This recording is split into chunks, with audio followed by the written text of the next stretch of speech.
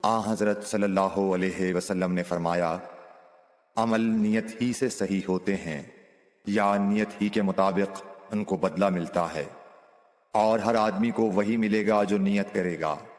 बस जो कोई अल्लाह और उसके रसूल की रज़ा के लिए हिजरत करे और उसकी हिजरत अल्लाह और उसके रसूल की तरफ होगी, और जो कोई दुनिया कमाने के लिए या किसी औरत से शादी करने के लिए हिजरत करेगा तो उसकी हिजरत उन्हीं कामों के लिए होगी। Like, share and subscribe for more videos.